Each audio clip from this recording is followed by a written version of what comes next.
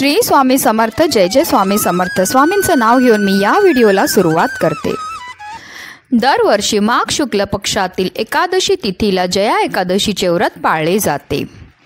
यंदा हे व्रत 20 फेब्रुवारीला ठेवले जाणार आहे। सर्व एकादशीपैकी जया एकादशी ही अत्यंत शुभ मानली जाते। या व्रताचे पालन केल्याने व्यक्ती भूत, पिशाच आणि काळ्या छायाच्या तावडीतून मुक्ती मिळते असं म्हटलं जातं। धार्मिक मान्यतानुसार जी व्यक्ती जया एकादशीचे व्रत भक्तिभावाने पाळते तिला ब्रह्महत्या सारख्या महापापांपासून सुद्धा मुक्तता मिळते आणि त्याचबरोबर श्री हरी विष्णूंची सुद्धा कृपा मिळते आणि त्यामुळे आपल्या जीवनामध्ये सुख समृद्धी टिकून राहते। माघ महिन्याच्या शुक्ल पक्षाची एकादशी तिथी 19 फेब्रुवारी 2024 रोजी सकाळी 8:49 सुरू होईल आणि दुसऱ्या दिवशी म्हणजे 20 फेब्रुवारीला सकाळी 9:55 संपेल। उदय तिथीनुसार मंगळवारी म्हणजे 20 फेब्रुवारी रोजी जया एकादशीचे व्रत ठेवले जाईल। धार्मिक मान्यतानुसार भगवान श्रीकृष्णाने राजा युधिष्ठिराला हे व्रत सांगितले होते। जया एकादशीच्या दिवशी आपल्याला श्री हरी विष्णूंबरोबर माता लक्ष्मीची विधिविधानपूर्वक पूजा करायची, सेवा करायची, आराधना करायची आहे आणि त्याचबरोबर आपल्याला जया एकादशीच्या दिवशी काही विशेष उपाय देखील करायचे ज्यामुळे आपल्या जीवनामध्ये असणाऱ्या सर्व दुःख, सर्व विघ्न, सर्व संकटांपासून आपल्याला मुक्तताही मिळणार आहे। आणि म्हणूनच आपल्याला जया एकादशीच्या दिवशी इथे एक सुपारी अर्पण करायचे ज्यामुळे आपल्या 7 पिढ्यांचं दारिद्र्य तर नष्ट होणारच आहे, पण त्याचबरोबर आपल्या घराची, आपल्या मुलांची, आपल्या पतीची भरभरून अशी प्रगती होणार आहे आणि आपल्या जीवनामध्ये सुख, समृद्धी, ऐश्वर हे कायम टिकून राहणार आहे। अतिशय प्रभावी असा हा उपाय ज्याबद्दल तुम्हाला सविस्तर माहिती मी या व्हिडिओमध्ये देणार आहे, तर व्हिडिओ पूर्ण पहा। आणि जर तुम्ही माझ्या चॅनलवर नवीन असतील तर चॅनलला सबस्क्राईब करा आणि शेजारी बेल आयकॉन सुद्धा प्रेस करा जेणेकरून तुम्हाला माझ्या नवनवीन व्हिडिओचं नोटिफिकेशन हे मिळत राहील। जया एकादशीच्या दिवशी आपल्याला ब्रह्ममुहूर्तावर उठायचं आणि स्नान करायचे आणि स्नान केल्यानंतर जे आहे आपल्याला आपलं संपूर्ण घर स्वच्छ करायचं आणि त्यानंतर आपल्याला आपल्या देवघरामध्ये देवपूजा करून घ्यायची। श्री हरी विष्णूंची विधिविधानपूर्वक आपल्याला पूजा करायची, त्याचबरोबर माता लक्ष्मीची सुद्धा आपल्याला ह्या दिवशी पूजा करायची आहे। आपल्याला श्री हरी विष्णूंना त्यांना प्रिय असणारे पिवळे फळं, पिवळी फुलं अर्पण करायची आणि त्याचबरोबर जेवढं जास्त होऊ शकतो तेवढं आपल्याला नामस्मरण करायचे। विष्णू सहस्त्रनामाचं आपल्याला पठण सुद्धा करायचं आहे। त्याचबरोबर आपल्याला जया एकादशीच्या व्रताची कथासुद्धा पठण किंवा श्रवण करायची आहे। अगदी तुमच्यापासून माझ्यापर्यंत प्रत्येकजण खूप मेहनत करतो, खूप कष्ट करतो जेणेकरून आपल्या जीवनामध्ये सुख समृद्धी नांदेल, पण बऱ्याचदा काय होतं आपल्या घरामध्ये किंवा आपल्यामध्ये काही दोष असतात त्यामुळे सुद्धा आपल्या जीवनामध्ये अनेक प्रकारच्या समस्या ह्या येत असतात।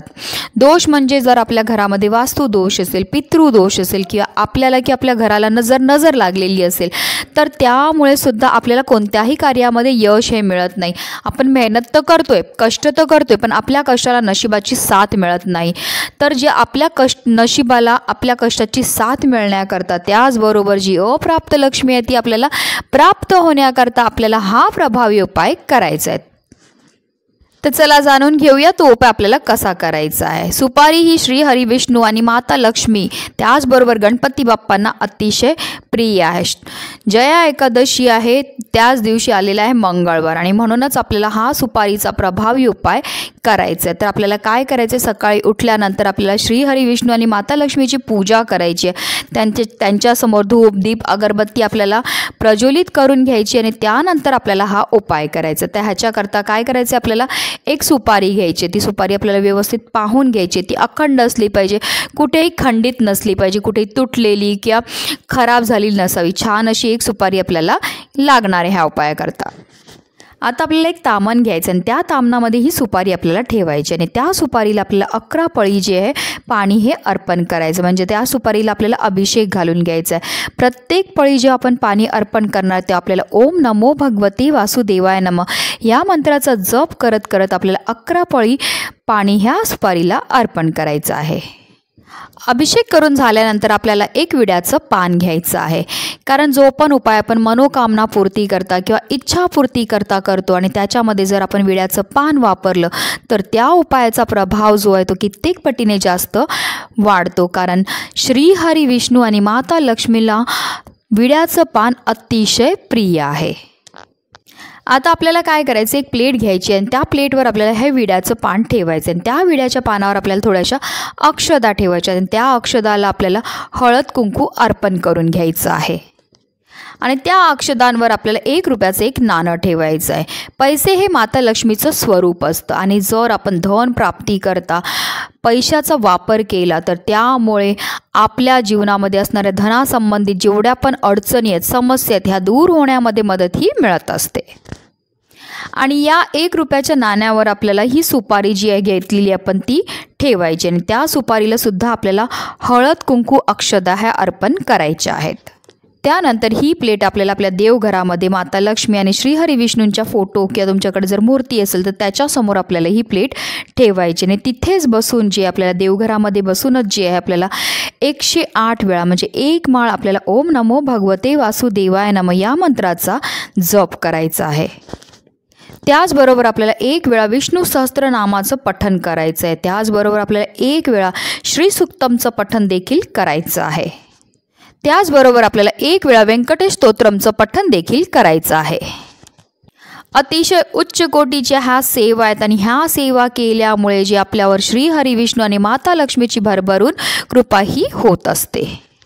त्यानंतर आपल्याला श्री हरी विष्णू आणि माता लक्ष्मीला प्रार्थना करायची की आपल्या जीवनामध्ये असणारे सर्व दुःख, सर्व दारिद्र्य, सर्व संकट ही दूर झाली पाहिजे आणि आपल्या घराची, आपल्या मुलांची, आपल्या पतीची भरभरून प्रगती ही झाली पाहिजे। आपली मुलं जर अभ्यास करत नसतील त्यांच्या अभ्यासामध्ये लक्ष लागलं पाहिजे, व्यवसाय करत असतील तर व्यवसायामध्ये भरभरून प्रगती झाली पाहिजे किंवा नोकरी करत असतील तर नोकरीमध्ये प्रमोशन झालं पाहिजे किंवा इतरही आपल्या कोणत्या मनोकामना असतील, इच्छा असतील, आकांक्षा असतील त्या आपल्याला श्री हरी विष्णू आणि माता लक्ष्मीला सांगायचे आहेत। त्यानंतर ही प्लेट जया एकादशीच्या दिवशी संपूर्ण दिवसभर, संपूर्ण रात्रभर तिथेच ठेवायची आहे। म्हणजे जया एकादशीच्या दिवशी आला आहे मंगळवार, म्हणजे मंगळवारच्या दिवशी आपल्याला दिवसभर आणि रात्रभर ही प्लेट तिथेच ठेवायची आणि दुसऱ्या दिवशी बुधवारी जे आहे आपल्याला सकाळी उठल्यानंतर आंघोळ करायची आणि आंघोळ केल्यानंतर ही प्लेट आपल्याला देवघरामधनं उचलायची आणि त्या प्लेटमध्ये जे आहे असलेलं 1 रुपयाचं नाणं, 1 सुपारी आणि त्याचबरोबर थोड्याशा अक्षदा ह्या आपल्याला एक लाल कपड्यामध्ये बांधायच्या आहेत आणि त्याची एक पोटलीसारखी तयार करायची। आता जर हा उपाय तुम्ही तुमच्या घराकरता करत असेल तर घराच्या तिजोरीमध्ये ठेवा किंवा जर व्यवसायामध्ये करत असेल तर व्यवसायाच्या इकडे तुमची तिजोरी किंवा गल्ला असेल तर तिथे ठेवायचं आहे। तर अशा रीतीने तुम्हाला हा उपाय करायचा आहे। अतिशय प्रभावी असा हा उपाय केल्यामुळे आपल्या जीवनामध्ये सुख, समृद्धी, ऐश्वर्य हे कायम टिकून राहील। पैसे येण्याचे अनेक मार्ग हे आपले मोकळे होणार आहेत। त्याचमुळे जे आपल्या घराची, आपल्या मुलांची भरभरून अशी प्रगती होणार आहे आणि म्हणूनच व्हिडिओ जास्तीत जास्त लोकांपर्यंत शेअर करा, जेणेकरून प्रत्येकाच्या आयुष्याचं कल्याण हो हीच मनामध्ये इच्छा। श्री स्वामी समर्थ। जय जय स्वामी समर्थ।